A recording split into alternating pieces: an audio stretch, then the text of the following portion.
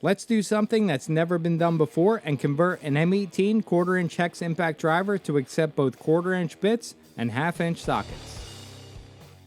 When I converted this M18 2853-20 hex impact driver to a 1/2-inch impact wrench a few years ago, I had a few comments asking if I can install an anvil from the Bosch Freak. When I searched for parts, it seems like the anvil is only available as a complete unit that includes the gearbox assembly.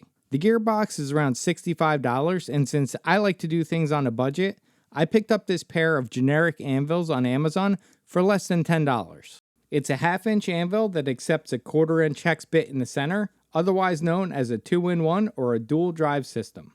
Now sure, you could use a socket adapter to put a socket onto your impact driver, but that wouldn't make a very good video. If you have any doubts at all about the capabilities of this tool, check out Torque Test Channel's video where he put Mancaver Tools' original Frankenstein impact driver to the test against a factory Milwaukee M18 impact wrench. The results might actually shock you. I'm using the hex impact driver that I already converted in my other video to do this swap, so if you need a step-by-step on how to disassemble it, you can go watch that video. A link is in the description below. On second thought, maybe if you need a step-by-step showing how to take this impact apart, this video isn't for you. The obvious difference is with the shape of the two anvils, where the impacting assembly makes contact. I'm going to call these the wings. Other than that, they're pretty close in dimensions. When I test fit the new anvil, I quickly found out that the bore in the replacement anvil is too shallow. I've got two options: modify the pin on the impacting assembly or modify the anvil, so of course, I'm going to choose to modify the anvil. The bore on the new anvil is slightly larger than it needs to be, but that shouldn't matter. The pin measures 8mm, so I need an 8mm bore in the anvil for this to work. When I held the new anvil up to the front cover, there is a small gap here, which is great, and you'll see why later. The Milwaukee anvil has an O-ring on it, and this new one doesn't. I tried to see if an O-ring would fit, but the groove just isn't deep enough to work with any O-rings that I have on hand.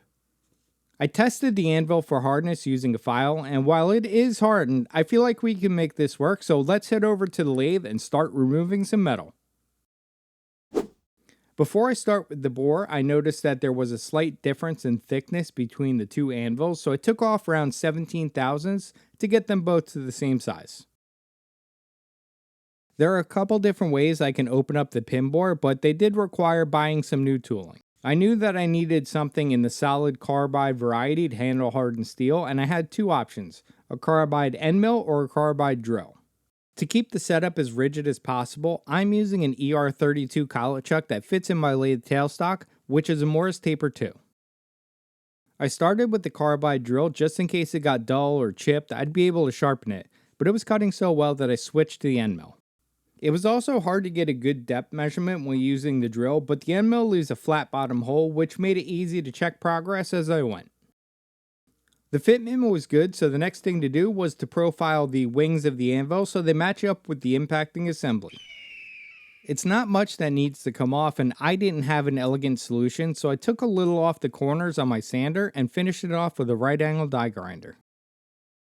After that, I used a medium grit surface conditioning disc to clean it up and deburr the edges. The last thing on the list is to enlarge the nose of the gear case housing where the anvil passes through. This was already opened up to accommodate the 1/2-inch anvil when I switched it from a 1/4-inch hex, but it needs a little bit more to fit this new part. Earlier when I mentioned that the small gap was a good thing, it's because the opening has a sintered bronze bushing pressed into it, and I need to bore that out without cutting into the metal around it. Bronze chips are like a fine sand, so I cleaned them out as best as I could to get ready for reassembly. I greased the moving parts with some super lube, which is the same composition as the proprietary Milwaukee grease. To install the back cover on the gear case, make sure that the slot lines up with the angle cut and that the spokes in the ring gear line up with the openings in the housing. I didn't bother trying to find a thin O-ring for the anvil, so I'll worry about that if I see an excess amount of grease start to come out after heavy use. It's always a little tricky to get the motor to mesh with the gears when installing it, but I found if you turn the anvil to get the gears moving, it makes it a lot easier. Now that it's done, as far as I can tell, I have the world's first dual drive M18 impact.